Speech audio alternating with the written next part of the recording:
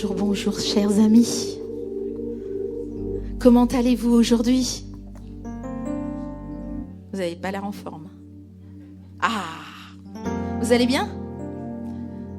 On est ravis encore de vous retrouver pour ce temps spécial aujourd'hui, parce qu'aujourd'hui nous sommes, bon, on n'est pas encore vraiment la Pâque, voilà, mais on célèbre Jésus aujourd'hui. Alléluia, alléluia. Alors bonjour aussi à ceux qui nous rejoignent sur la toile. On est ravis de célébrer le merveilleux nom de notre Sauveur aujourd'hui avec tout le peuple de Dieu. Et sans plus tarder, vraiment, on va se rappeler de ce que Jésus a vécu, de ce qui a été accompli à la croix, qui a été notre cadeau à chacun de nous. Il s'est fait rançon pour nous. Il a donné sa vie pour nous. Et il est ressuscité. Alors, au travers de ce premier chant qu'on va vous interpréter vraiment, je vous invite à revivre toute l'histoire en quelques minutes. Alléluia.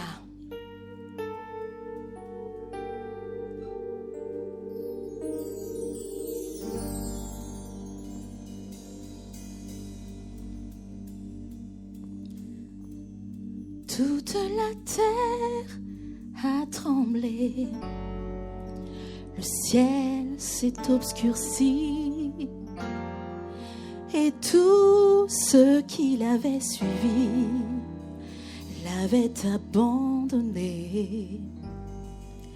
Ils ont crucifié Jésus et l'ont mis au tombeau. Et sa vie qui portait l'amour l'a quitté en ce jour. L'ennemi exultait de le voir au calvaire. Il se croyait vainqueur en tuant le Sauveur. Et comme lui, chacun de démons se réjouit en enfer. Oh, mais ils ne savaient pas que l'heure des fêtes approchait.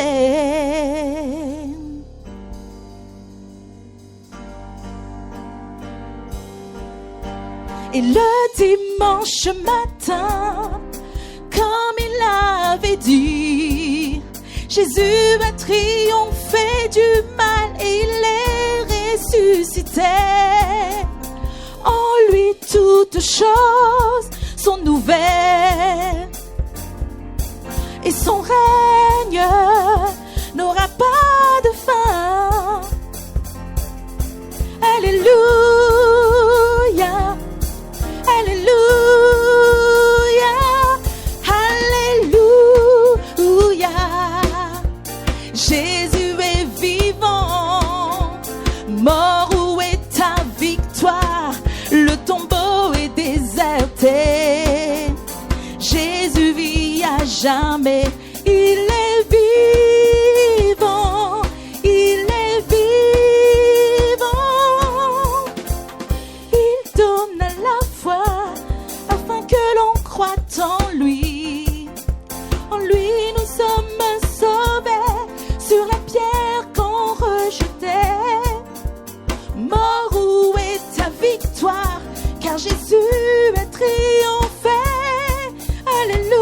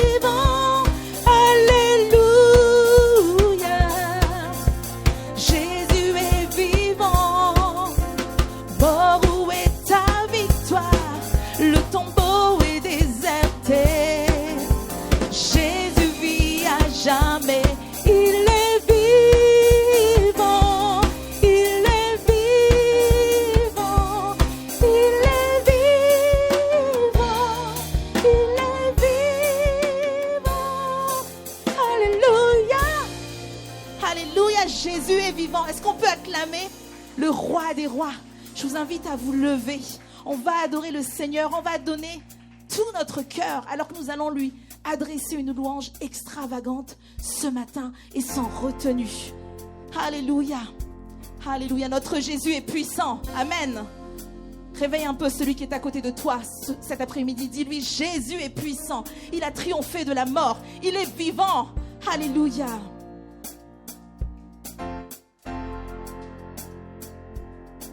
Jésus, tu es puissant. Le vainqueur de la tombe.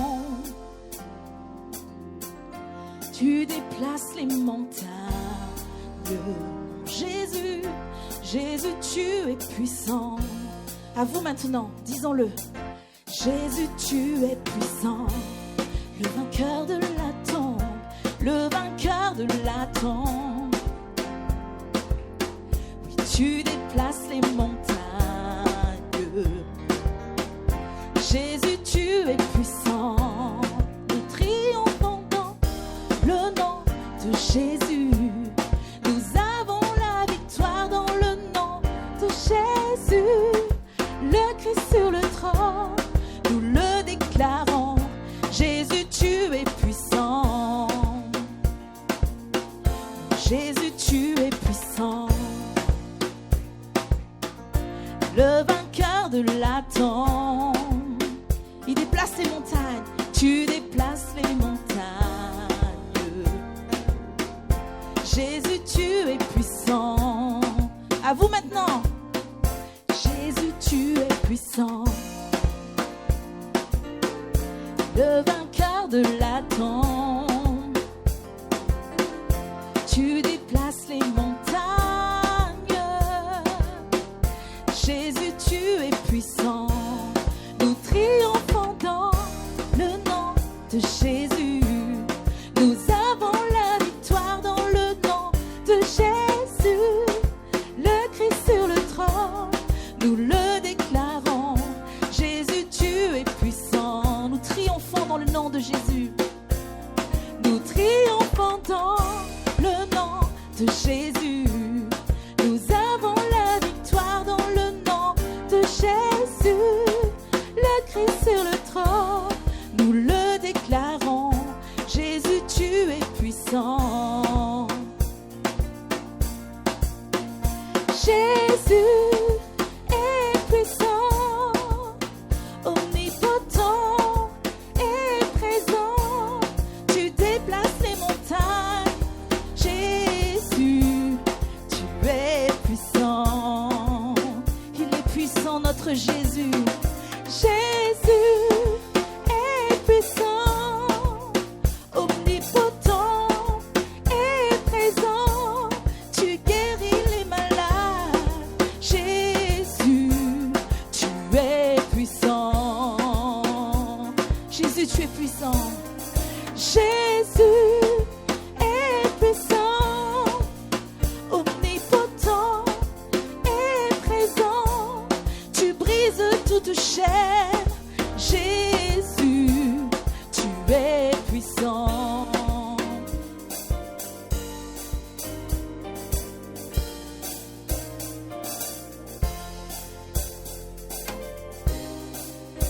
Alléluia.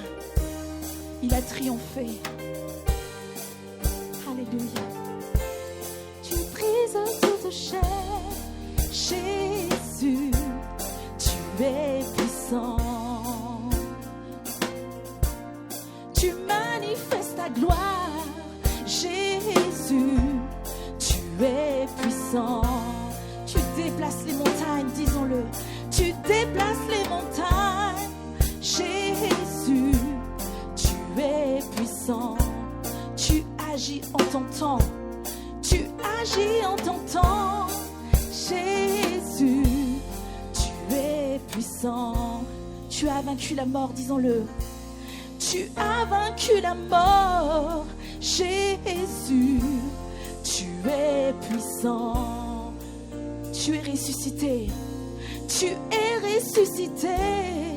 Jésus, tu es puissant. Adorons celui qui est ressuscité ce matin, celui qui a triomphé, celui qui a tout accompli ce matin. Que le nom de Jésus soit célébré au milieu de nous. Élève ta louange à ton Dieu ce matin. Alléluia.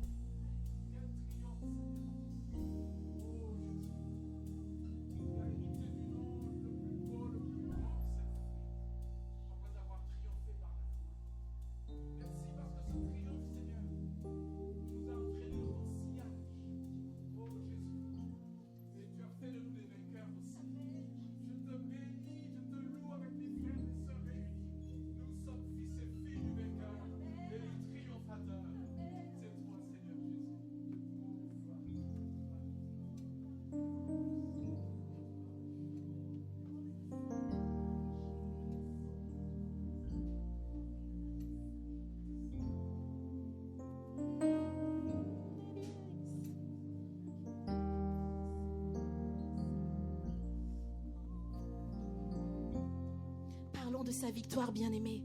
Ne retiens pas ta louange. Parlons de sa victoire ce matin.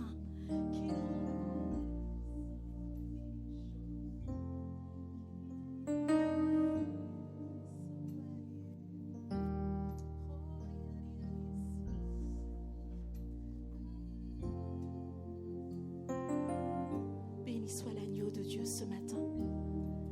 Alléluia, béni sois-tu, roi des rois, Seigneur des seigneurs, prince de paix. Sois pleinement glorifié au milieu de ton peuple ce matin. C'est toi que nous célébrons encore cet après-midi, mon roi. Tu es tellement digne, ô mon Jésus. Alléluia. Tu as livré en spectacle les dominations. Alléluia. Tu as mis sous nos pieds l'ennemi de notre âme, Seigneur.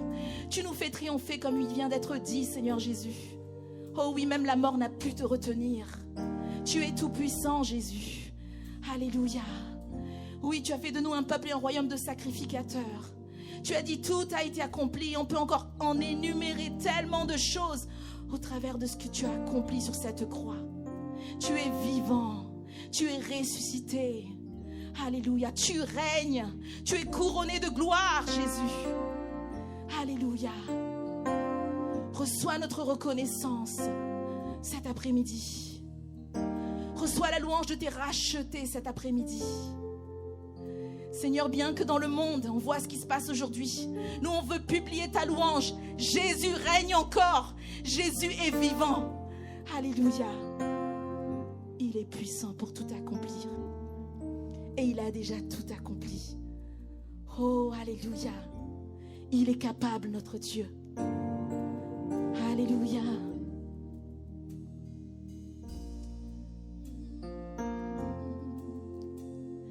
Dieu est capable de faire tout ce qu'il dit, il fera. Il accomplira toutes ses promesses envers toi. Garde ta foi en Dieu, il ne t'abandonnera pas. Il fera, oh, oh, oh, oh, oh, oh, il fera, oh, oh, oh, oh, oh, il fera. Il est capable. Dieu est capable de faire tout ce qu'il dit, il fera. Il accomplira toutes ses promesses envers toi. Garde ta foi en Dieu. Il ne t'abandonnera pas. Il fera, oh, oh, oh, oh. Il fera, il fera, oh, oh, oh, oh, oh, il fera, oh, oh, oh, oh, oh,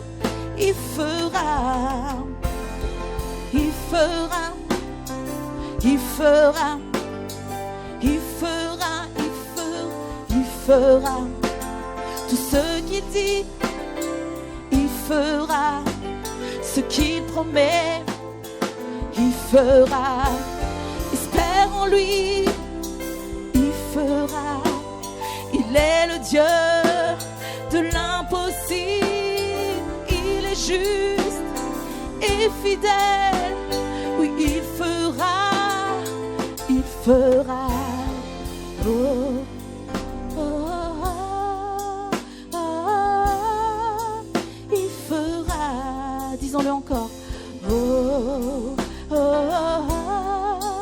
oh,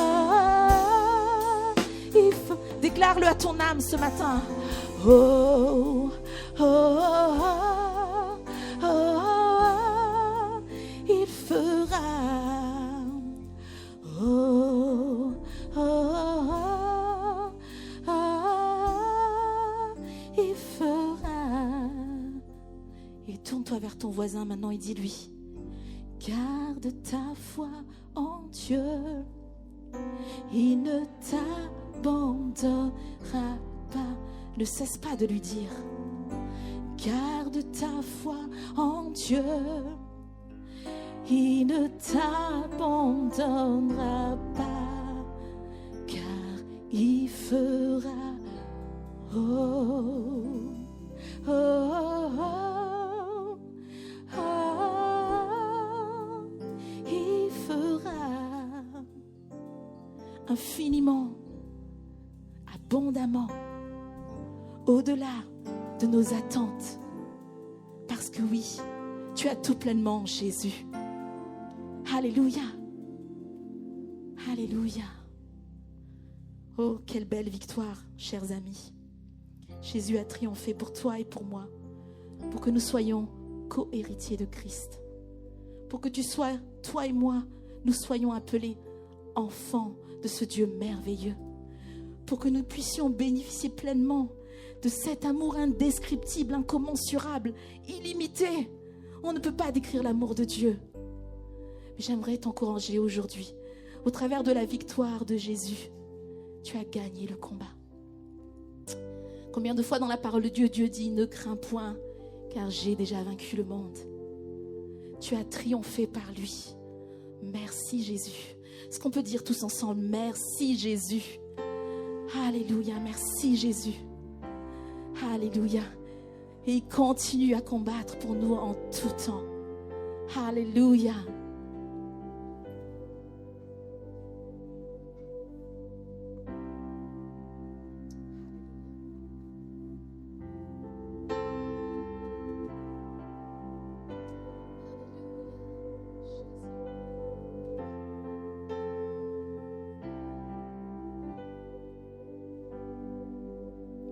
Tu combats pour nous en tout temps, entouré de tous les anges. Et je prends plaisir à savoir, tu es couronné vainqueur. Mon secours et mon défenseur, mon ami et mon sauveur.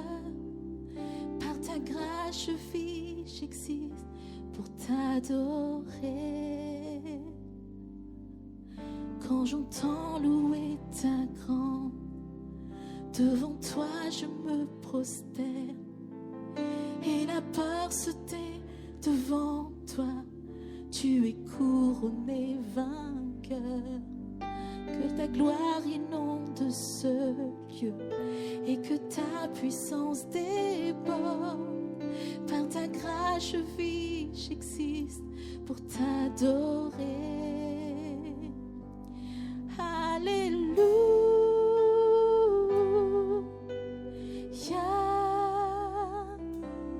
tu as triomphé, tu as triomphé.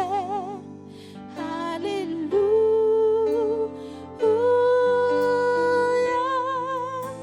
Jésus, tu as triomphé, tu m'as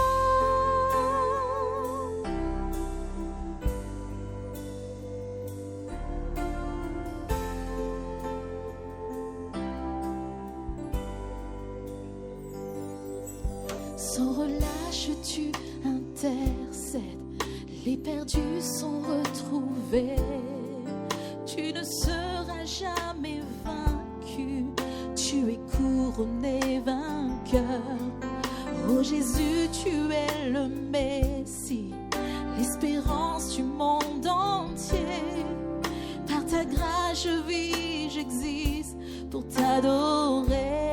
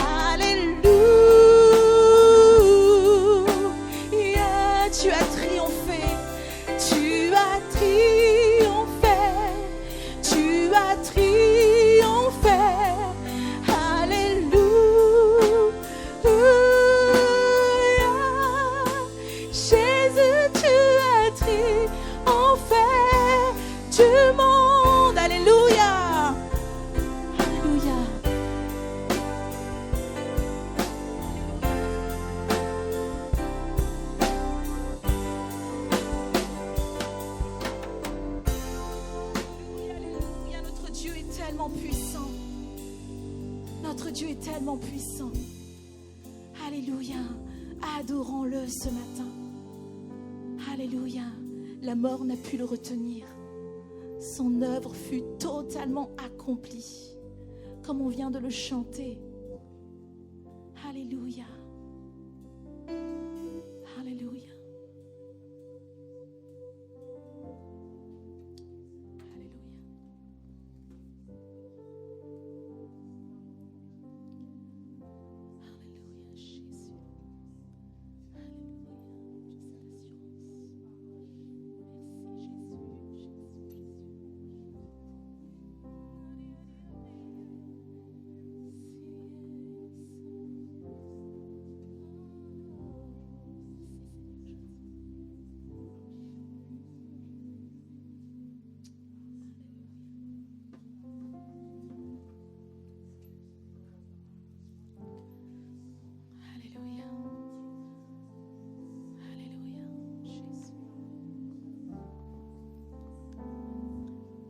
Le Seigneur veut vraiment nous encourager cet après-midi.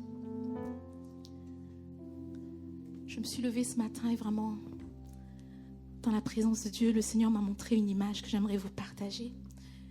Dans ces temps où ce n'est pas forcément facile pour tout le monde, je veux vraiment vous encourager au travers de ce que le Seigneur m'a dit ce matin. Je voyais un vase au fait qui était fissuré. Il se fissurait et les morceaux de ce vase tombaient à terre. Mais au moment où les morceaux tombaient, au fait, il y avait comme de la lumière qui sortait de ce vase, comme des rayons. Et l'Éternel me disait, Mon peuple ressemble souvent à ce vase. Vous êtes les vases, mes vases à moi. Je suis le potier. Mais est-ce que tu as vu ce que contenait ce vase? Ce vase contenait ma gloire. Ce trésor dans un vase de terre. Sa gloire, sa vie en nous. Christ en nous, l'espérance de sa gloire. Et je veux vraiment t'encourager ce matin parce que l'Éternel, quand je voyais cette image, les morceaux tombaient à terre, mais les mains du potier prenaient chaque morceau et rassemblaient tout en un, modelaient, façonnaient. L'Éternel me disait, il y aura des tribulations. On va tomber, on va être brisé. Mais l'Éternel dit, rappelle-toi, je rassemble les morceaux.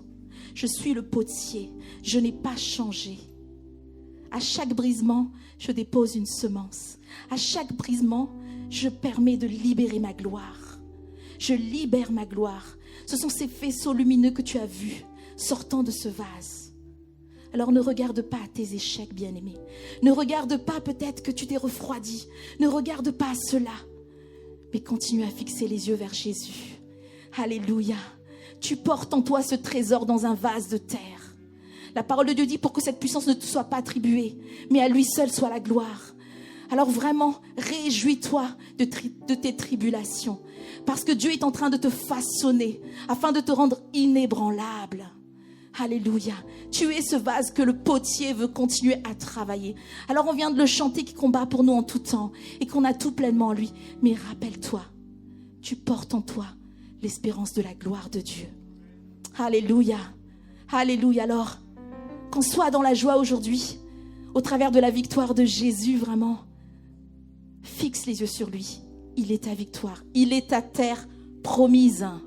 Amen. Amen. Alors, je sais que l'équipe de louange va être un petit peu, étonnée, mais j'ai à cœur, je ne sais pas si vous connaissez ce chant qui dit « Il est tout pour moi. Jésus est tout pour moi. » Je ne sais pas si vous connaissez ce chant, mais il est très simple. Et au fait, ce chant dit tout simplement « Il est tout pour moi. Il est tout pour moi. Jésus est tout pour moi.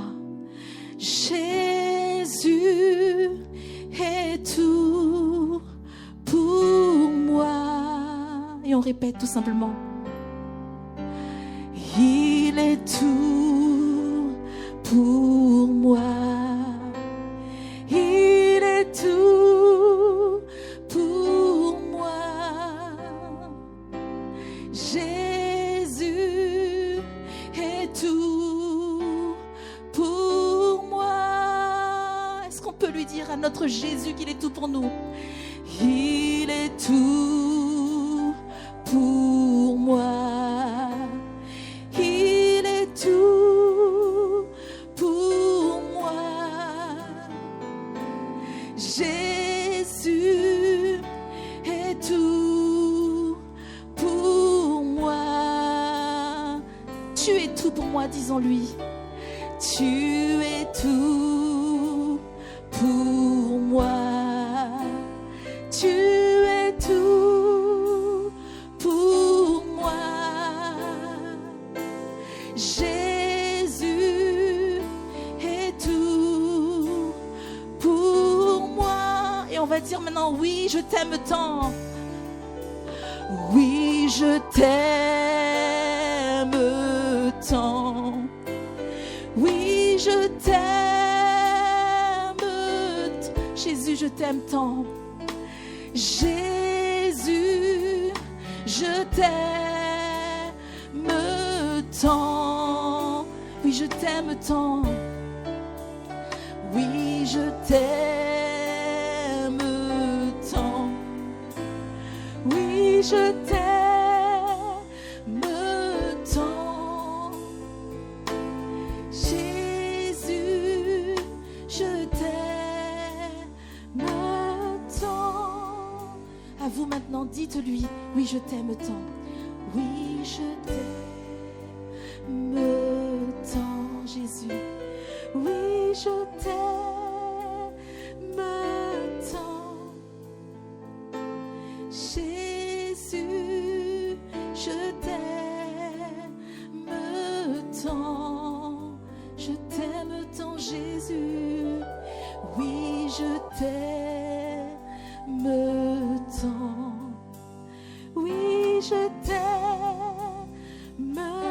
tant. Jésus, je t'aime tant. Alléluia. Alléluia.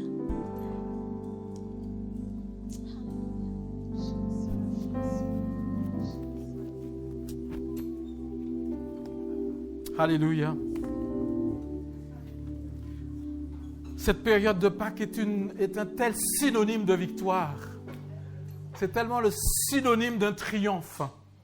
C'est tellement le synonyme de solution, d'arrangement. C'est tellement le synonyme d'une chose qui devient possible. Dieu ouvrait la porte des possibles il y a 2000 ans. Il y a 2 personnes qui y sont. Alléluia. Vous aimez quand les choses deviennent possibles? Amen. Dieu a ouvert la porte de l'impossible avec Jésus il y a 2000 ans. Et l'impossible, fondamentalement, c'était quoi? C'est qu'il n'y avait aucune chance pour nous d'avoir la faveur de Dieu et de vivre auprès de lui. Et Jésus est venu. Il a pris sur lui, il a pris sur sa personne et il a rendu l'impossible possible. Et dans cet impossible qu'il a rendu possible, tout ce que nous sommes en train de vivre aujourd'hui et qui nous semble tellement insurmontable, tellement complexe, tellement difficile, tellement sans réponse, Jésus a pourvu à une réponse. Lorsque ce sacrifice de la croix a eu lieu, comme on l'a chanté et comme Lanza le faisait remarquer, personne n'avait le sentiment qu'une victoire venait d'être remportée. Même pas les amis de Jésus, les 12. Enfin, il n'en restait plus que 11 à ce moment-là. Personne parmi les 11 ne croyait en une victoire. Et à un tel point qu'ils sont partis tous se cacher. Pour tous ceux qui regardaient, et moi-même, et peut-être vous-même, si j'étais là à l'époque, je pense que j'aurais été un peu comme tout le monde. J'aurais cru que, voilà, ça s'est terminé là. L'histoire, la belle histoire qui avait commencé avec les guérisons, avec les vies transformées. C'était bien joli. Mais les grands prêtres et tous les détracteurs de Jésus ont eu raison de ce beau programme. Allez, on remballe, on passe à autre chose. J'aurais probablement pensé la même chose. Mais 3 jours après, d'une manière splendide, Jésus triomphe complètement de tout et il démontre que c'est lui le patron. Est-ce qu'on peut l'applaudir très très fort? Alléluia. Il démontre que c'est lui qui a le dernier mot. Il démontre que son nom est puissant comme il l'avait annoncé à l'avance aux disciples en leur disant « Tout pouvoir m'a été donné, bien sûr, sur la terre, mais aussi dans le ciel. Tout pouvoir. » Et voilà le Dieu, parce que c'est un Dieu. Tout pouvoir m'a été donné sur la terre et dans le ciel. C'est ton Dieu. Jésus est ton Dieu. Il est ton Seigneur. Tu peux te reposer totalement sur lui. Amen. Alléluia. Seulement, les disciples, alors que Jésus est ressuscité, ils ont du mal à croire. D'ailleurs, ce sont des femmes qui vont arriver les premières au tombeau. Pas parce qu'elles ont appris que Jésus était ressuscité. Personne n'a cru à ce que Jésus avait soigneusement annoncé. Je vais ressusciter au bout de 3 jours. Personne n'y avait cru. Donc les femmes venaient pour pouvoir l'embaumer.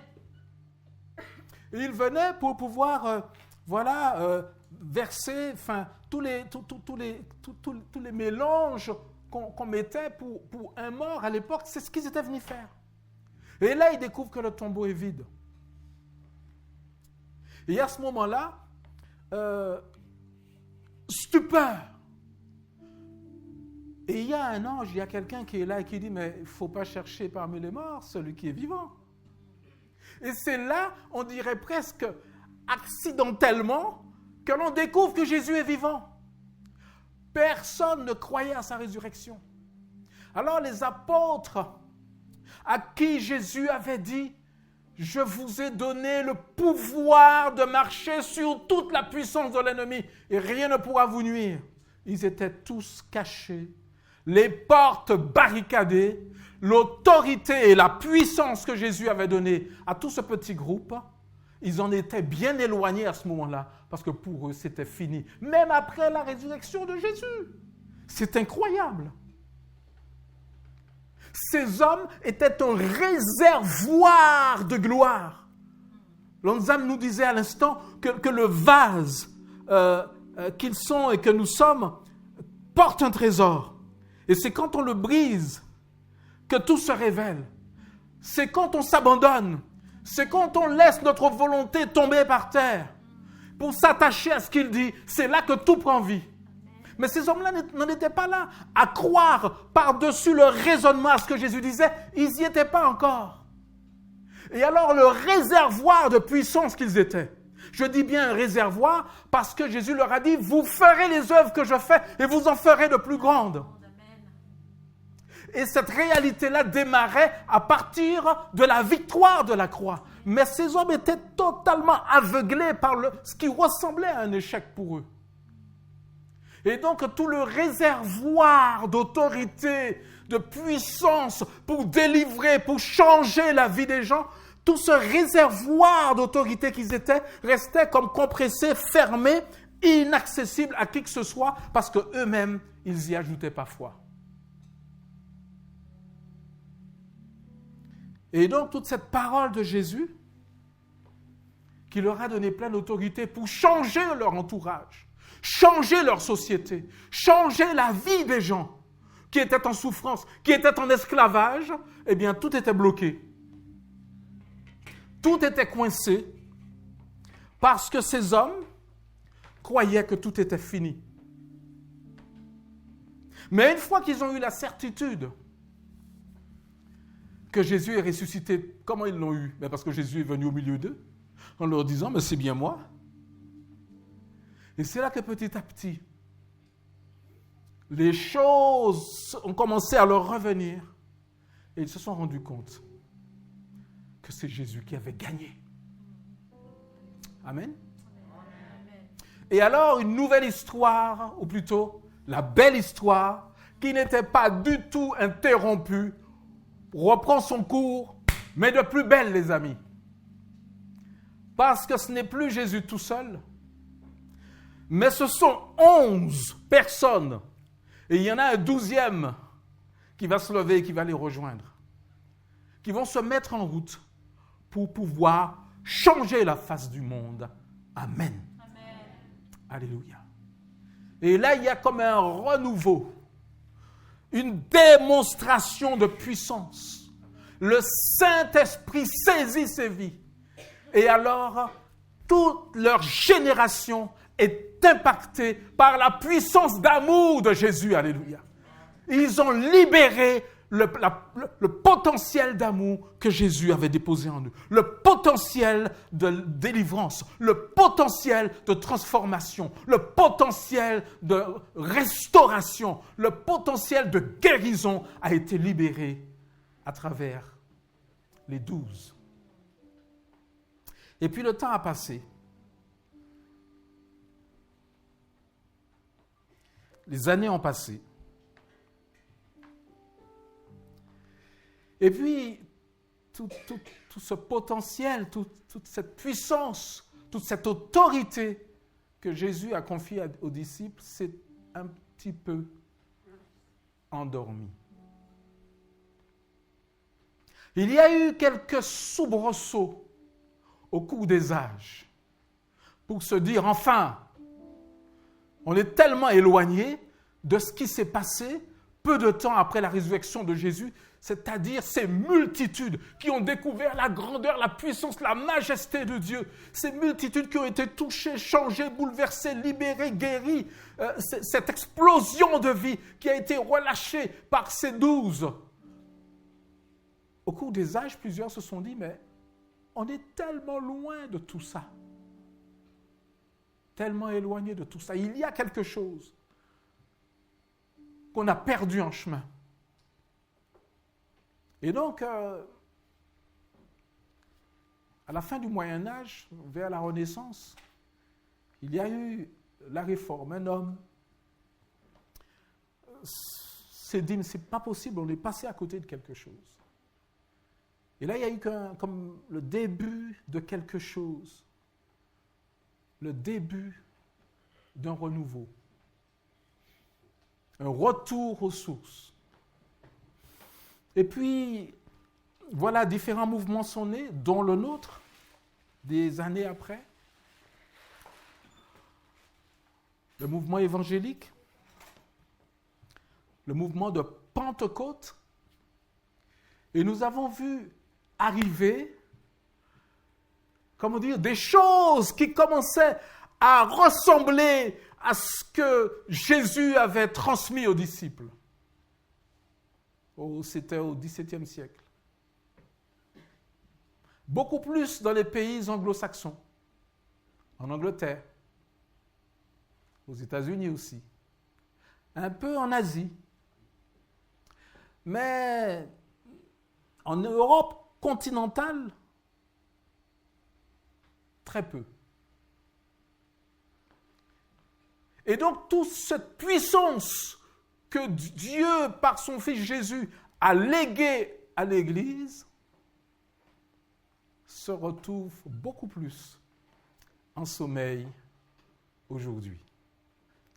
D'où le titre de mon message d'aujourd'hui, Mobilisation pour un renouveau. Amen.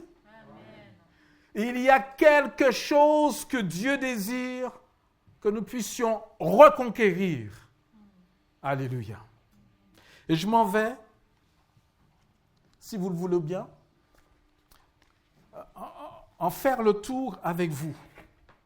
Je m'en vais avec, un petit état des lieux, nous amener à prendre conscience de tout ce potentiel extraordinaire qu'il y a dans la victoire de la croix, qu'il y a par le fait même que le Saint-Esprit a été libéré.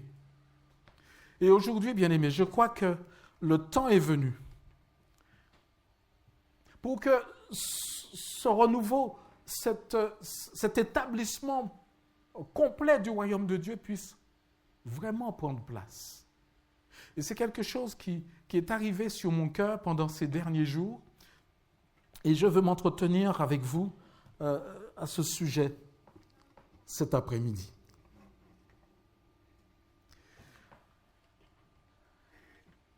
Alors le titre peut surprendre. Je crois que toute l'actualité de notre société en général nous pousse à nous mobiliser pour revivre ou pour vivre tout simplement ce pourquoi Dieu nous a appelés. Le temps est là pour ça. Parce que notre société nous interpelle et même nous provoque jusque dans nos valeurs, n'est-ce pas? Et elle est aussi hostile de plus en plus à notre foi chrétienne. Nos valeurs, nos positions morales, la souveraineté même de Dieu dans notre vie et dans nos affaires, la souveraineté absolue de Dieu dans notre vie pose de plus en plus de problèmes pour nos gouvernants et même pour notre entourage, pas seulement en France d'ailleurs, mais aussi en Europe. On voit certaines démocraties ôter rigoureusement et scrupuleusement tout élément qui fait référence à un passé chrétien. En Suisse, je crois que la constitution française, la constitution suisse commençait avec quelque chose de ce style, par notre Seigneur Jésus, et des personnes se sont élevées pour dire non, on ne veut plus de ça. En France d'ailleurs, jamais, nous les évangéliques, nous n'avons été aussi souvent cités dans les médias. Les articles le plus souvent défavorables incitent à une méfiance vis-à-vis de nous. Une méfiance qui est en croissance donc au milieu du public. Oui ou non? Alors qu'il y a une dizaine de jours, c'était vendredi de la semaine d'avant, j'étais là et je me demandais, j'avais cette prédication, j'avais cette pensée de la mobilisation sur mon cœur, je ne savais pas trop comment la développer, je ne savais pas trop comment l'amener. Et je disais au Seigneur de me donner des éléments tangibles, objectifs, pour pouvoir accrocher ce message et l'amener. Et donc, le Seigneur m'a amené deux choses qui m'ont déterminé avec confiance à apporter ce message et à croire surtout que c'est le moment pour un renouveau. Et donc, mardi dernier, j'ai reçu une nouvelle qui m'a conforté donc, dans l'annonce de ce message, mais qui m'a aussi attristé. Vous qui êtes lecteur de miracles chaque jour, vous avez dû recevoir l'information. Eh oui.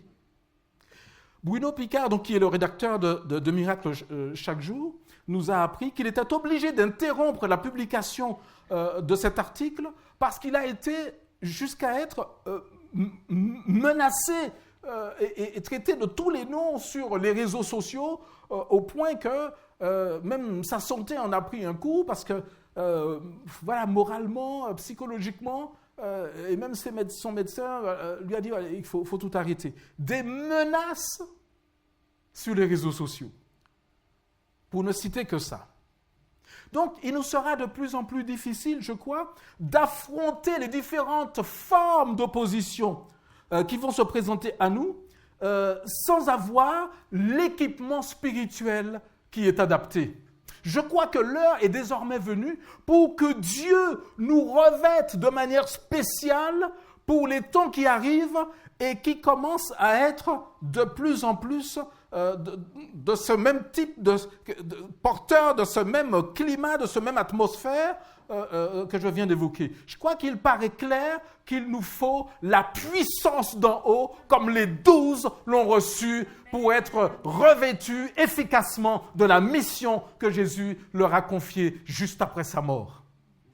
Et il nous faut donc, pour avancer, ce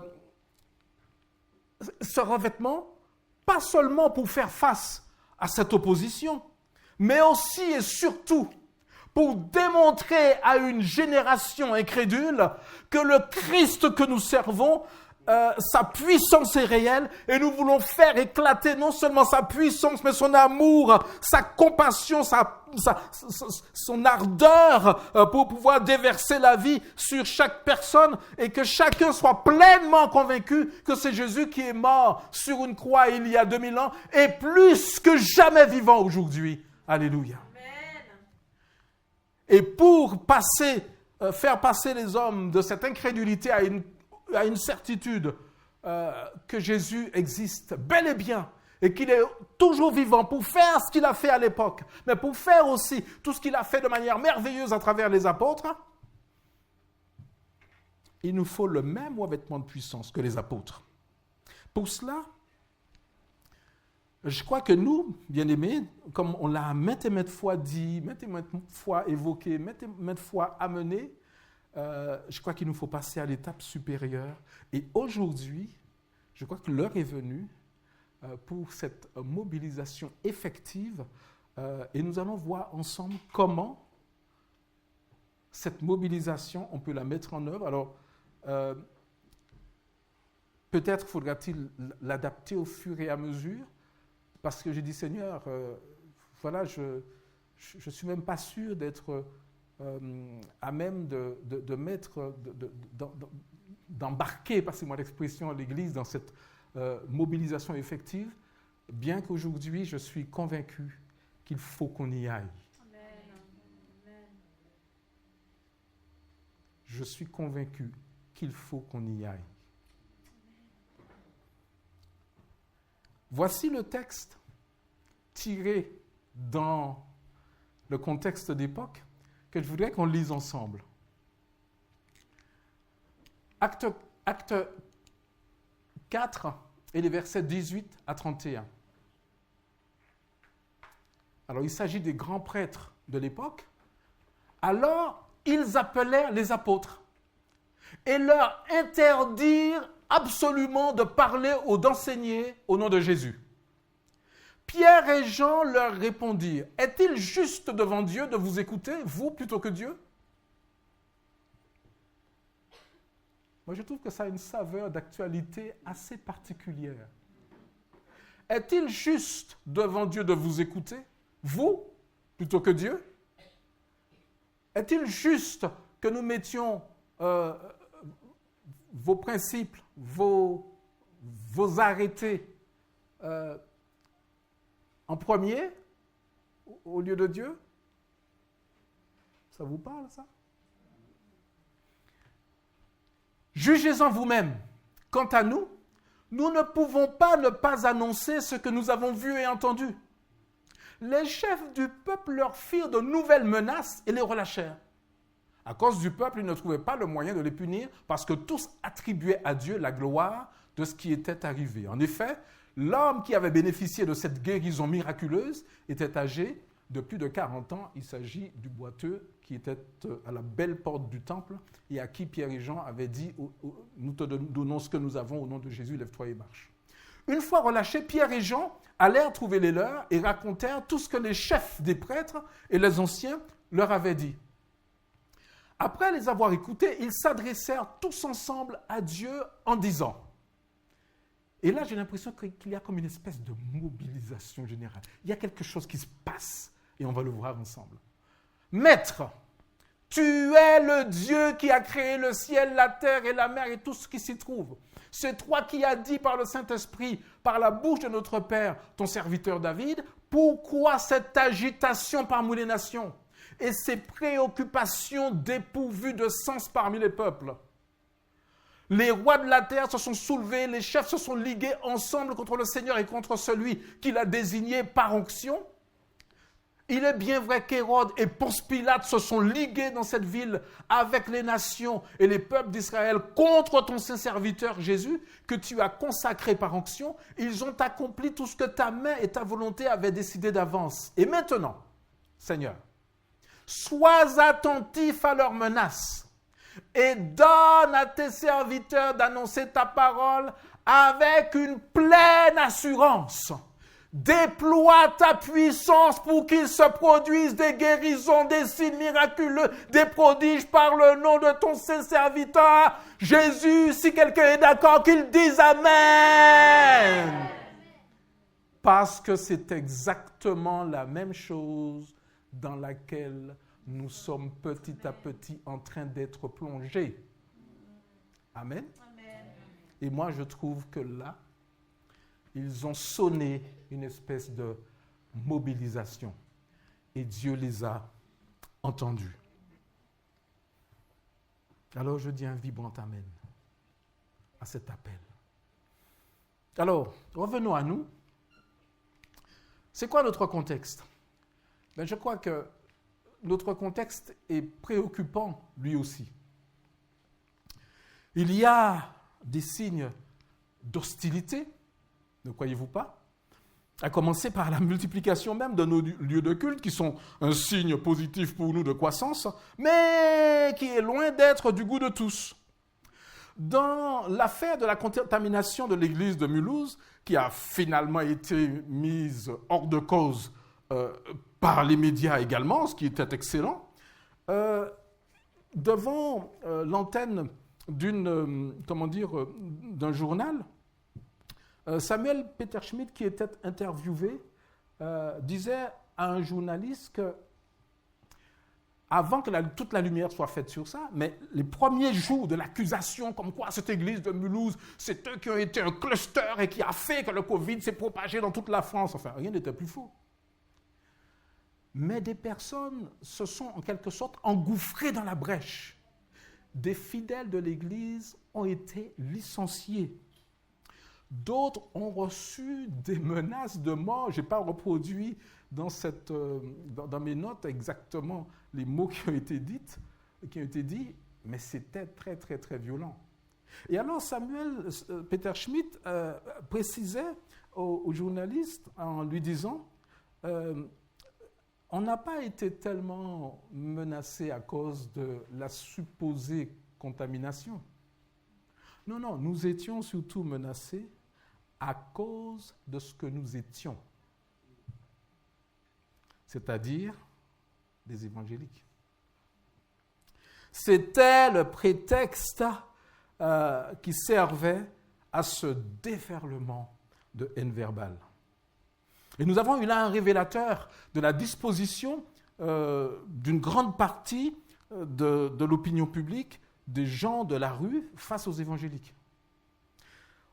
On n'a pas vu des personnes à ce moment-là se lever pour prendre notre défense, la défense de cette Église, et après avoir constaté l'évidence que personne n'était au courant, ni même notre président qui était dans une autre manifestation à 300 mètres seulement de là, enfin, ça donne à réfléchir un petit peu. On se dit, mais enfin, pourquoi d'un côté il serait accusé de ne pas avoir fait quelque chose alors que de l'autre, enfin.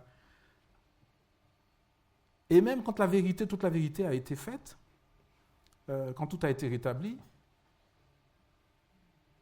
on aurait dû enregistrer là aussi, enfin, quelques paroles réconfortantes, rétablissant un petit peu, un tant soit peu, des propos pour le moins excessifs qui ont été prononcés.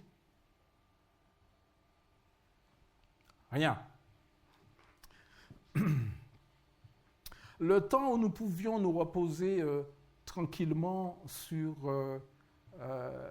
la loi dite de la séparation de l'Église et de l'État, cette fameuse loi de 1905, je crois que ce temps commence doucement à être évolu. D'ailleurs, au moment même où je vous parle, depuis mardi dernier, la loi contre les séparatismes va être pendant 2 semaines, de mardi prochain jusqu'à mardi dans 2 semaines, elle va être examinée au Sénat. Tout ce que nous espérons, c'est qu'elle n'aboutira pas en un alourdissement de tous nos fonctionnements, notamment en ce qui concerne les finances. On nous a assuré que non, mais cette loi s'attaque directement à la loi de 1905. On va voir ce qui en sortira. Il y a aussi, je crois, une pression croissante. Les valeurs chrétiennes sont de plus en plus contestées, je le disais tout à l'heure, et nos enfants ont de plus en plus de mal à vivre leurs différences, entre guillemets, religieuses à l'école. Leurs camarades de classe exercent sur eux une telle pression qu'une grande partie de nos enfants, et plus ils grandissent,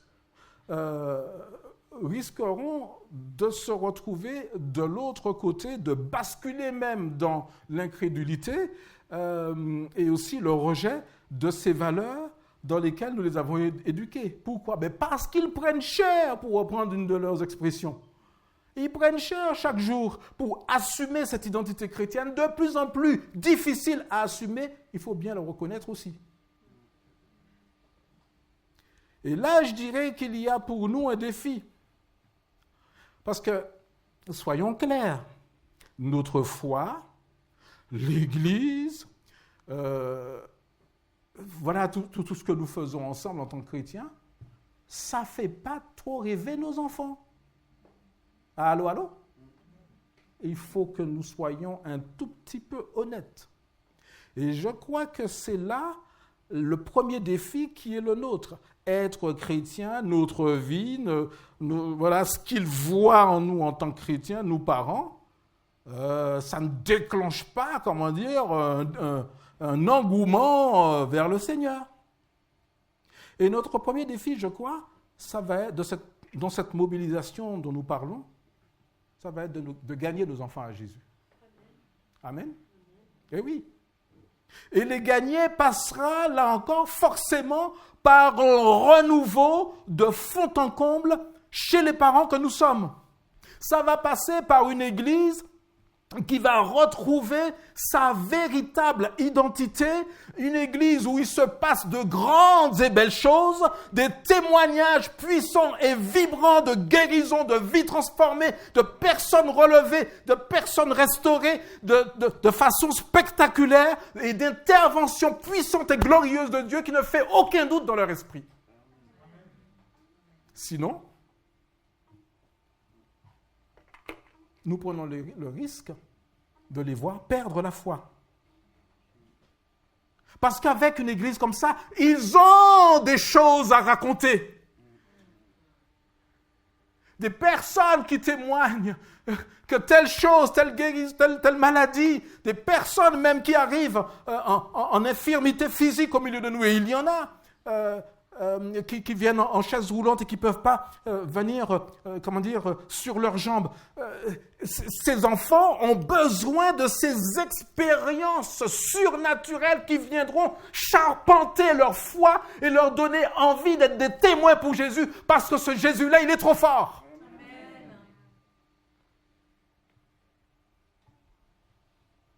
Besoin eux aussi d'être saisis, touchés, baptisés du Saint-Esprit alors que nous sommes simplement en train de chanter.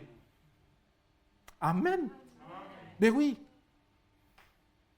Un Jésus qui les arrache, entre guillemets, à toutes les moqueries qui les suivent à l'école et tous les questionnements que cela suscite dans leur cœur pour les attacher solidement à ce Jésus qui est dans le royaume établi dans l'Église. Amen. Bref, il y a une urgence qu'il y ait des preuves visibles. Et c'est normal qu'il y en ait.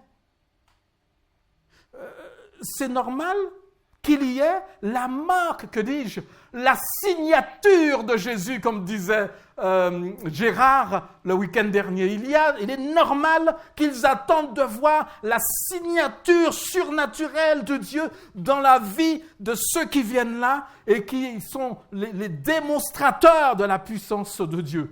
Pourquoi? Parce que c'est juste ce que Jésus a promis, quoi. Hein? Dans Marc 16. Versets 17 à 18. Voici les signes qui accompagneront ceux qui auront cru. En mon nom, ils pourront chasser des démons, parler de nouvelles langues, attraper des serpents, boire un breuvage mortel et celui-ci ne leur fera aucun mal. Ils poseront les mains sur les malades et les malades seront guéris. Ils sont en droit de nous réclamer ça, puisque c'est la promesse biblique. Alors ils vont nous dire, alors c'est où, c'est quand, c'est comment? Allô, allô? Pour le bien de nos enfants, entre autres, dirais-je, l'Église a besoin d'un renouveau en tant que modèle de vie, en tant qu'idéal de vie, afin de fournir quelques rêves à nos enfants pour qu'ils puissent en rêver. Je ne parle même pas des appels au ministère que cela va engendrer aussi en masse parce que Jésus va les passionner à ce moment-là.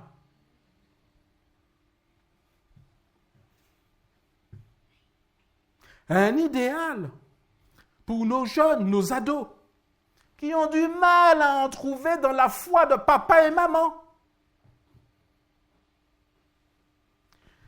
Si nous parlons de puissance, il faut qu'ils voient cette puissance. Amen. Si nous parlons de vie débordante, et la Bible en parle, je le cite à l'envi, il faut qu'ils voient une vie débordante. Amen. Si nous parlons de joie, il faut qu'ils voient cette joie qui les empêche d'aller convoiter les fausses joies et boire aux citernes crevassées qu'il y a dans le monde, parce qu'il y a suffisamment ici pour les désaltérer. Alléluia. Voici les miracles qui accompagneront ceux qui auront cru. Alors, si ce décalage n'est pas comblé, nos enfants auront du mal à être convaincus. Ils auront du mal à être des chrétiens pleins d'assurance ou à être des chrétiens tout court. On aura du mal à en faire des chrétiens tout court.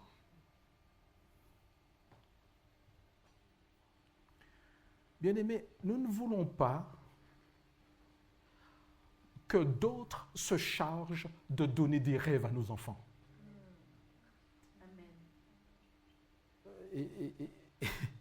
Et vous savez quoi? J'ai bien peur que ça ait déjà commencé. J'ai bien peur que cette machine infernale des hommes avec leurs idéaux complètement, détachés de ceux que Dieu nous donne, j'ai bien peur que cette machine soit déjà en route. Il est donc urgent que nous ayons quelque chose à leur proposer, mais en même temps, vous avez compris que dans le ton sous lequel j'apporte tout ça n'est pas un ton défaitiste et d'échec. Il est encore temps. Il n'est pas trop tard. Mais je crois que le temps est venu pour nous, peuple de Dieu, de nous tenir devant Dieu. À la brèche, ensemble, dans l'unité, spécialement pour réclamer à Dieu son renouveau. Cette vie dans la dimension du royaume dont nous avons déjà tant de fois parlé. Nous voulons donc aujourd'hui réclamer ce renouveau sans cesse jusqu'à ce que nous le voyions prendre place dans notre Église, alléluia, sans relâche. Parce qu'il n'est plus possible, avec tout ce qu'on vient d'évoquer, de vivre en dessous du standard biblique. Ça devient dangereux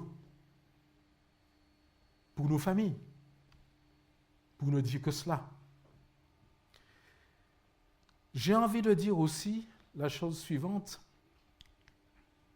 Le monde attend que l'Église se révèle. C'est incroyable. Vous avez déjà certainement lu ce passage dont est inspiré ce deuxième grand titre de mon message, ce deuxièmement. C'est Paul qui le dit dans Romains 8, 19. De fait, dit-il, la création attend avec un ardent désir la révélation des fils de Dieu. Cela paraît quelque peu paradoxal quand on compare ça avec ce qu'on vient de dire. Parce qu'on vient de dire qu'il y a de l'hostilité, de l'opposition, voilà un système de valeurs complètement qui se fait écrabouiller par d'autres valeurs, etc., etc. Mais je m'empresse d'ajouter, à la lumière de cette parole, qu'au milieu de l'opposition que nous évoquions, il y a des multitudes assoiffées. Mais elles ne savent même pas de quoi elles sont assoiffées. Elles ne savent même pas que c'est Jésus qui va étancher leur soif. Amen. Elles ne savent pas que le besoin qu'elles éprouvent, que c'est Jésus seul qui peut le combler. Elles ne savent pas que ces questions sans solution, dont ils sont travaillés depuis de longues années et sans solution, ils ne savent pas que c'est Jésus qui est la solution. Et c'est précisément parce que Dieu veut venir en aide à ces personnes-là que nous rencontrons de l'opposition. Dans la vision que Dieu nous a donnée à mon épouse et à moi lorsque nous arrivions sur Meaux, il y a une notion qui est constante. C'est le nombre important de personnes que Dieu veut sauver. Le nombre, le nombre de cœurs que Dieu veut sauver. La notion de multitude est omniprésente chaque fois qu'il y a une évocation de cette vision. Les deux personnes, enfin je ne m'en rappelle que deux à l'instant où je vous parle, deux d'entre vous qui nous ont confirmé cette vision de Dieu, à chaque fois il y avait cette notion du nombre important de personnes qui étaient rassemblées dans un endroit totalement différent de celui-ci, et nous étions dans la présence de Dieu, et à chaque fois, Dany, il y avait un nombre incroyable de personnes.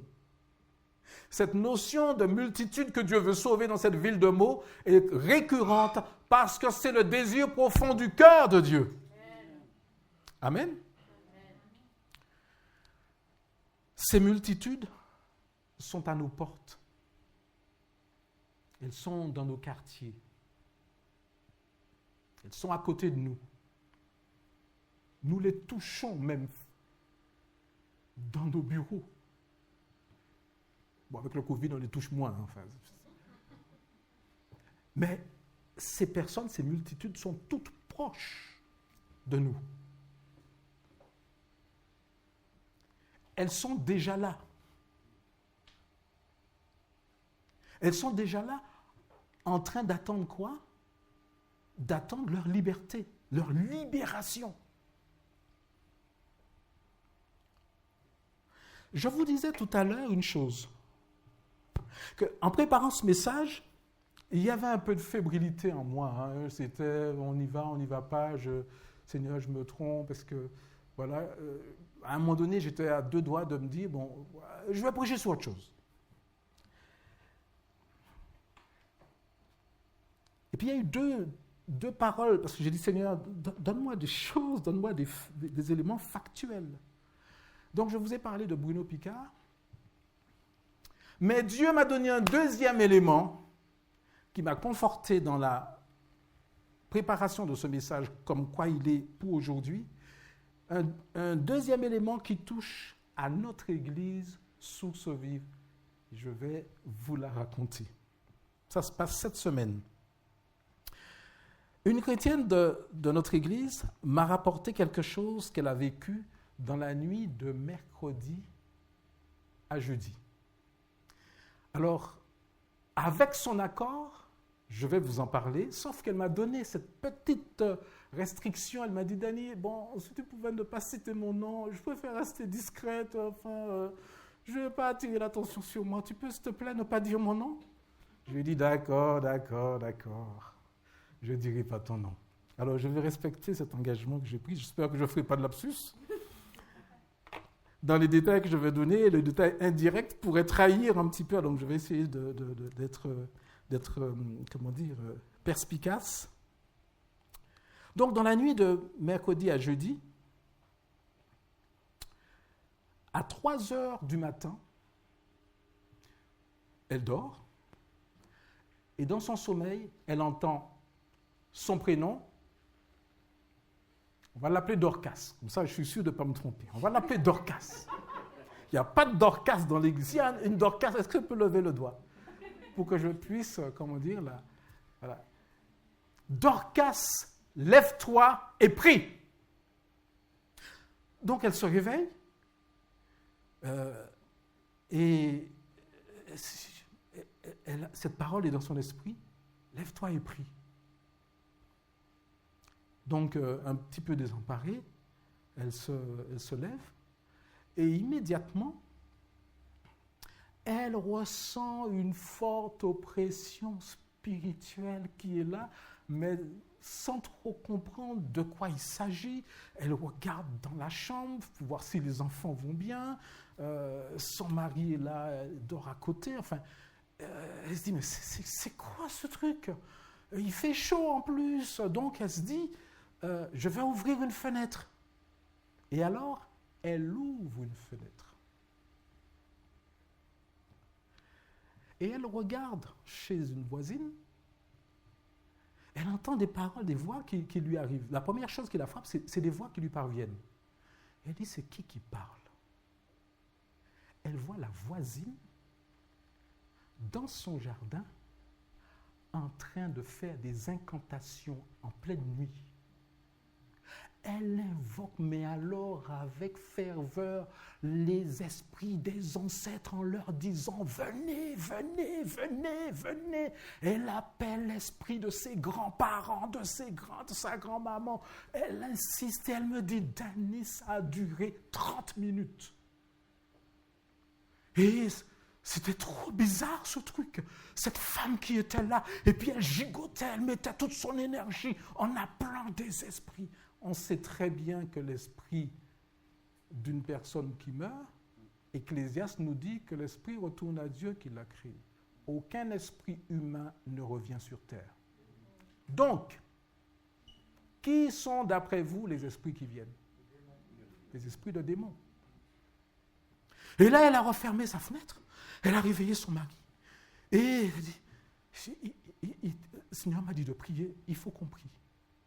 Et donc, elle se met à prier avec son mari, à lier, à faire en quelque sorte une opposition à tous ces esprits dont elle commence, ou peut-être depuis un moment, dont elle ressentait l'oppression qui commençait à régner sur tout le quartier. Et elle livre cet endroit à Jésus. Seigneur, que ta puissance vienne bloquer, contrecarrer toute cette action ténébreuse qui commence à avoir lieu du fait des incantations de cette femme. Et alors, un peu désemparée, à cause de ce truc qu'elle a vécu, ce truc trop bizarre, elle m'appelle le lendemain. Et elle me raconte cette histoire. Et là, pour moi, il y a quelque chose.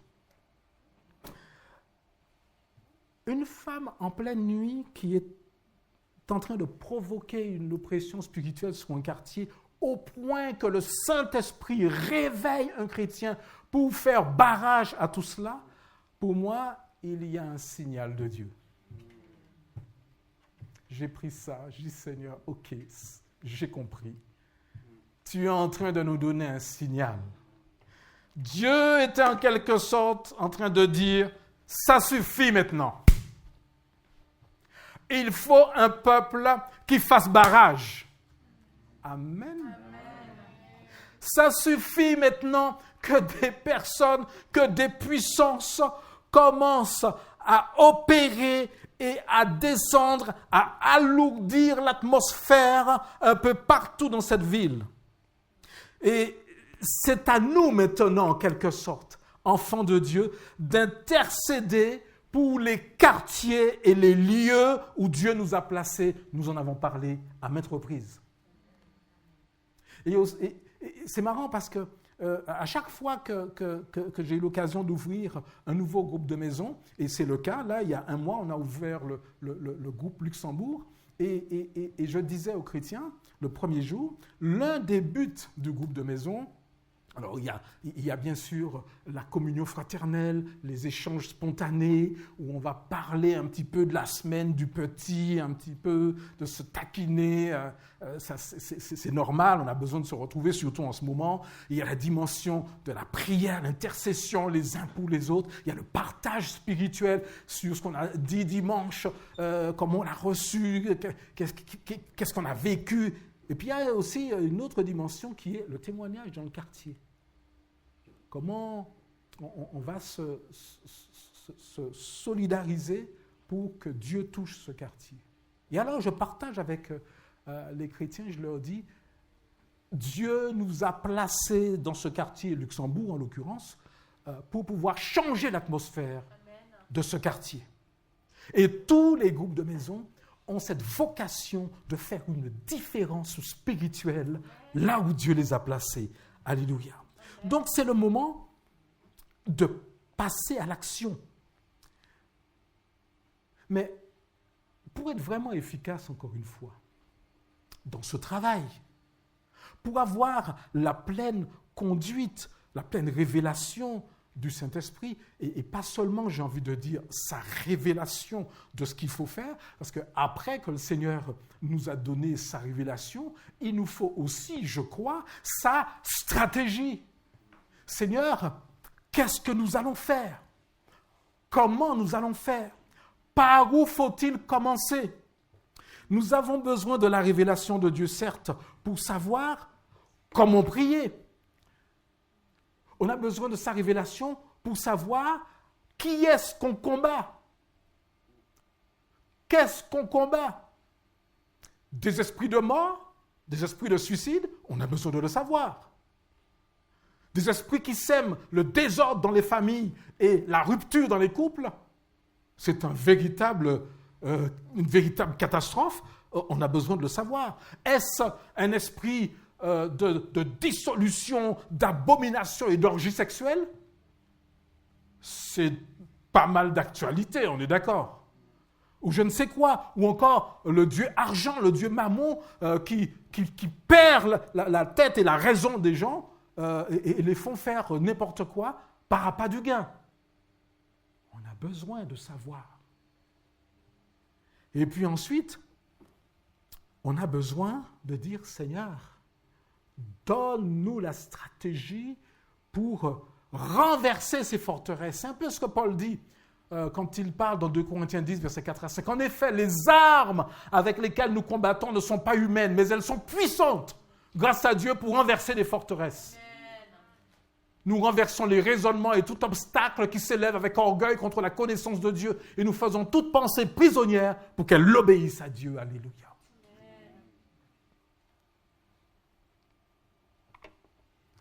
Mais il nous faut cette révélation-là dans chaque quartier et la stratégie de Dieu à chaque endroit où nous nous trouvons.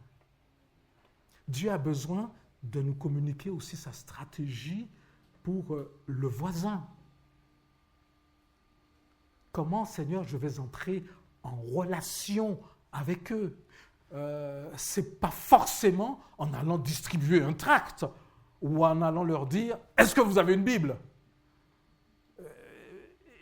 Et on va s'apercevoir que Dieu va nous conduire d'une manière toute spéciale pour chaque personne. C'est pour cela que l'implantation très locale des groupes nous permet déjà de comprendre avec notre intelligence, de prier et de laisser Dieu nous donner, entre guillemets, ses ordres de mission. On s'aperçoit dans les actes que les ordres de mission que le Seigneur donnait sont très précis. Dans la rue qui s'appelle la droite, demande pour un certain Judas. Vous connaissez un petit peu tous ces récits.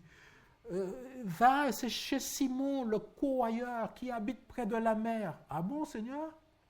Ben dis donc, Seigneur, tu connais toute la population de là. Ah ben le Saint-Esprit connaît tout.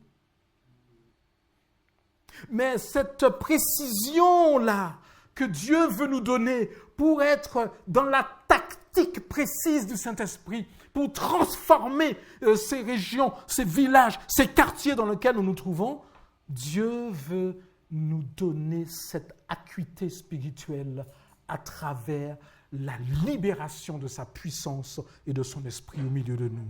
Alléluia. Alors, je veux m'arrêter maintenant, bien-aimés. C'est bien sûr une thématique sur laquelle, vous l'avez compris, nous allons avoir à revenir beaucoup dans les temps qui viennent. Mais je veux un peu être pratique aussi et ne pas être seulement dans la théorie aujourd'hui.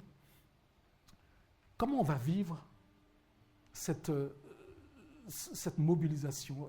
De quoi on parle? De quoi je veux vous parler de manière très très pratique? Je vais essayer de vous donner des éléments qui vont s'affiner au fur et à mesure dans les temps qui viennent. Voilà la démarche toute simple qui, fondamentalement, dans cette mobilisation, sera la nôtre, à chacun, individuellement. Un désir de sainteté. Le renouveau dont nous parlons, c'est la réponse de Dieu. C'est Dieu qui produit le renouveau. Nous le recherchons, c'est Dieu qui le produit. Mais nous, en tant que croyants, nous avons une démarche. La première étape, c'est un désir de sainteté. C'est-à-dire, alors je ne vais pas revenir sur des choses sur lesquelles nous avons parlé abondamment, mais nous voulons réellement que ce que nous avons évoqué, c'est-à-dire cette sainteté complète dont nous avons parlé, nous voulons que Dieu le réalise en nous. Pourquoi?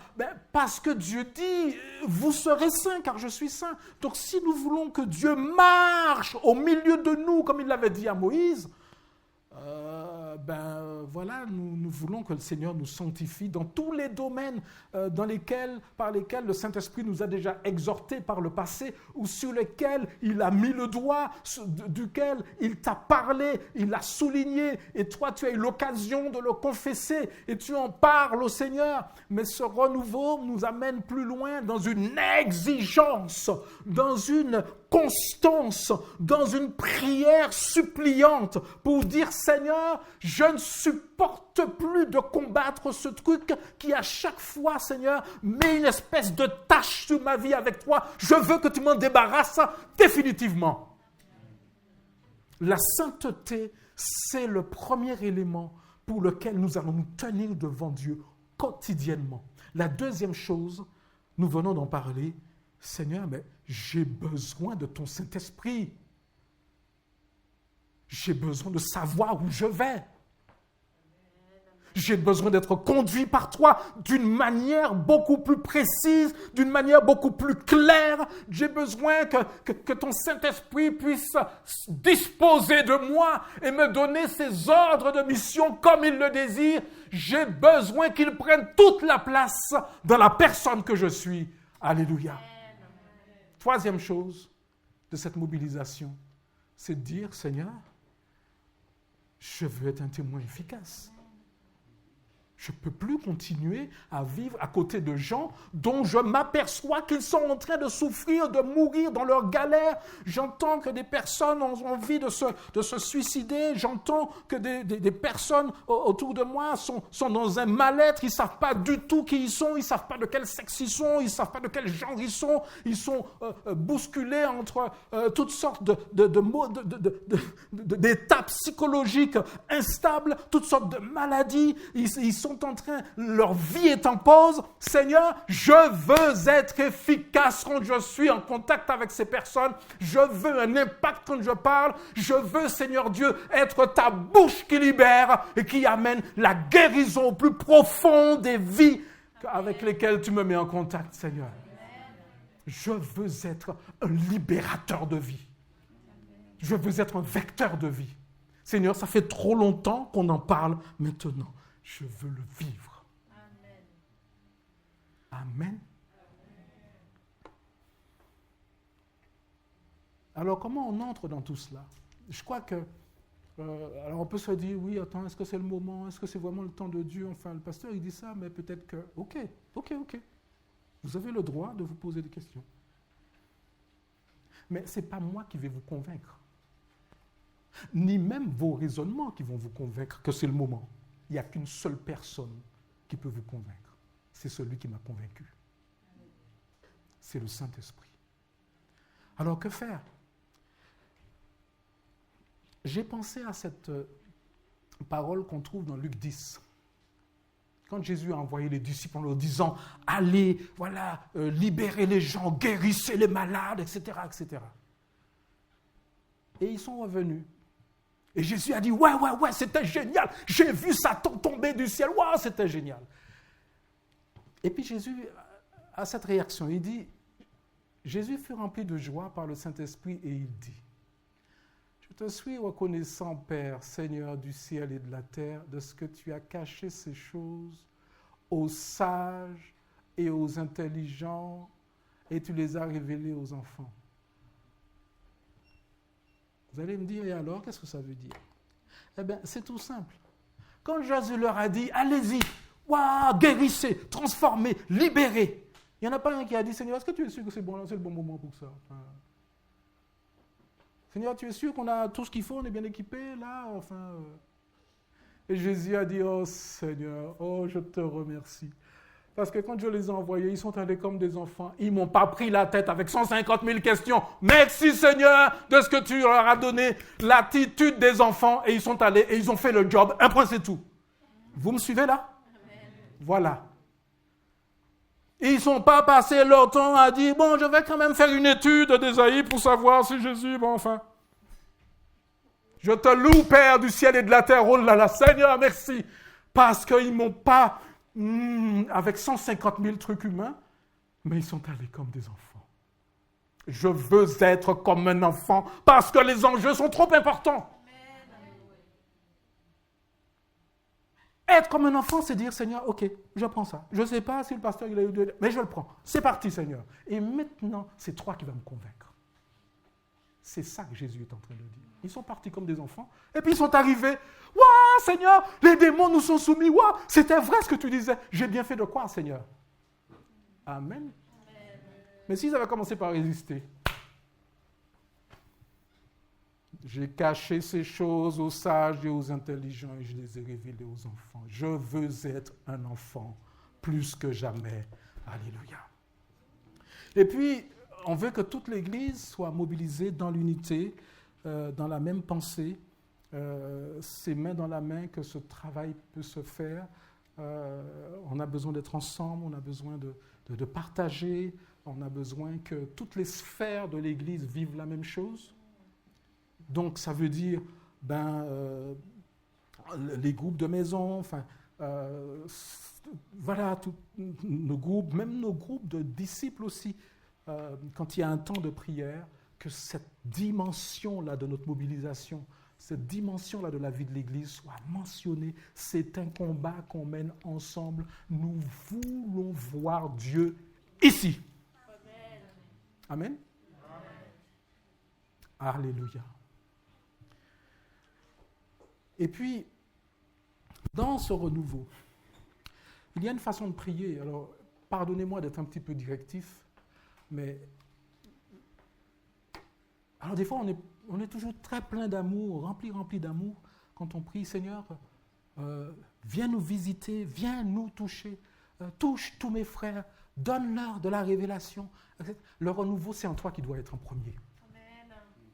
C'est moi qui ai besoin de vivre dans la sainteté et résister au péché, à tous les penchants, à toutes les tentations qui m'arrivent.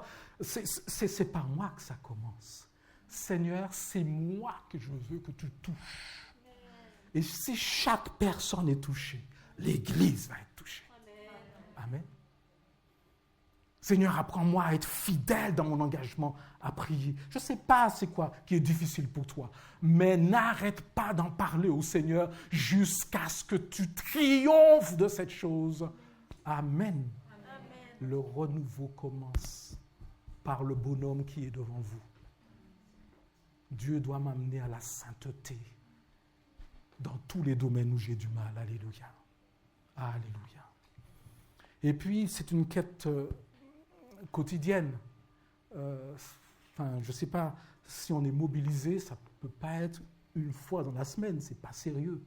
C'est quelque chose qui nous guide. C'est un fil directeur, entre guillemets, entre moi, mes frères et mon Église.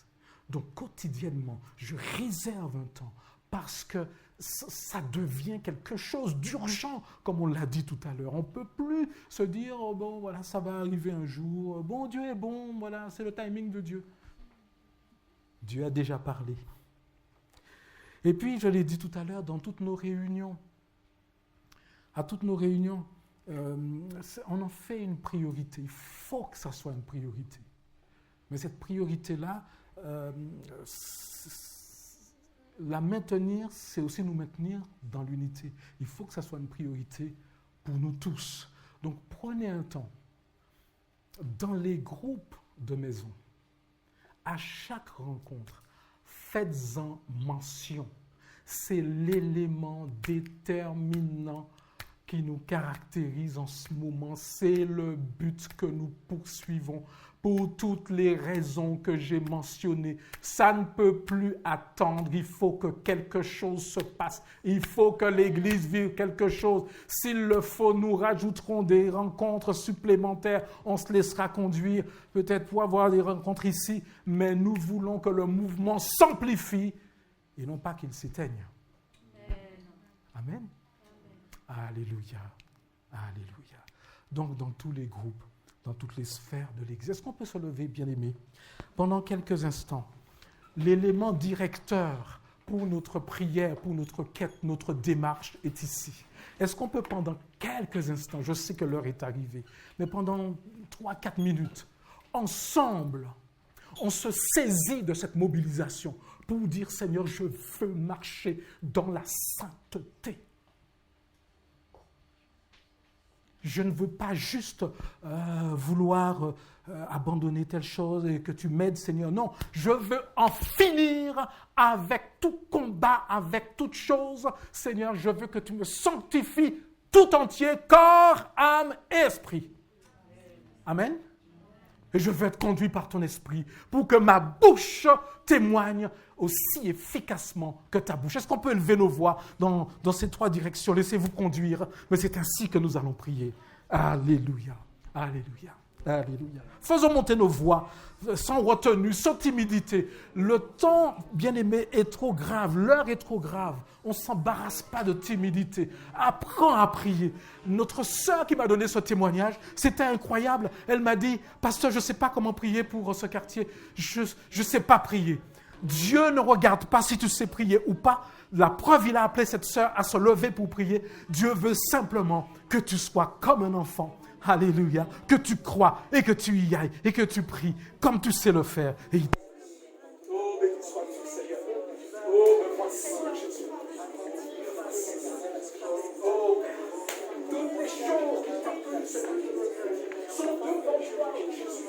Sanctifie-moi complètement, Seigneur, afin que ton esprit vienne sans résistance, sans problème, pour me parler, pour agir, pour prendre toute la place, Seigneur.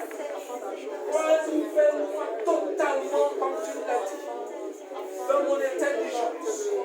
Alléluia. Pour que je discerne toute ta volonté, Seigneur, et être conduit par le Saint-Esprit pour faire cette volonté parfaite, entrer, Seigneur Dieu, dans les œuvres bonnes que tu as préparées. Oh, nous ne pouvons plus rester là et regarder les choses. Je veux, Seigneur Dieu, être l'instrument. Tu changeras. Je veux être l'instrument de quelque chose. Je veux, Seigneur, que ton Saint-Esprit prenne toute la place. Me rendre comme ce vase, Seigneur, qui libère la connaissance. Seigneur, je veux triompher de tout ce qui tente de triompher de toi, afin que la marque de ta sainteté, Seigneur, soit apposée sur ma vie. Oh Jésus. Oh Jésus. fais ta demeure dans le vase que je suis. Sanctifie-le, Seigneur, et habite-le à 100%. Et de ce vase, Seigneur, oh Jésus, fais-en un instrument de mission pour les ordres de mission qui viennent directement du ciel. Alléluia. Pour changer l'atmosphère de mon quartier. Pour que les perdus qui sont sous une oppression, qui les aveugle, qui les empêche de se courber devant Jésus, donne-moi ta stratégie, Seigneur, pour un témoignage efficace. Seigneur, que le monde sache que le Dieu que nous servons est vivant au siècle des siècles. Amen. Ce n'est pas une utopie. Ce n'est pas une légende qui est entrée dans la tête de 12 illuminés il y a 2000 ans, mais notre Seigneur est assis sur son trône. Amen. Alléluia. Et il envoie son peuple armé d'amour, de puissance pour changer les vies et démontrer qu'il est réel et que le peuple qui lui appartient se tourne vers lui. Au nom de Jésus. Amen. Amen. Amen. Amen. Est-ce qu'on peut acclamer le Seigneur? Parce qu'il vient bientôt. Parce que son royaume sera établi. Alléluia.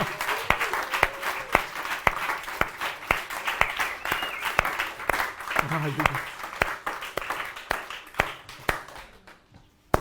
On n'a pas bien sûr fini de parler de tout cela. On vient juste de commencer.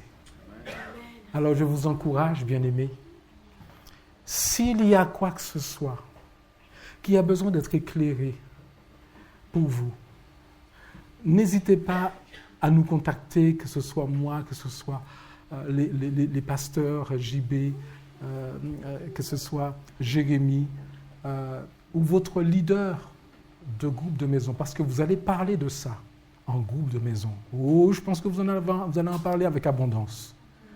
Posez toutes les questions. Allez-y. Nous voulons que le Seigneur puisse remplir nos cœurs à tous pour qu'on soit réellement,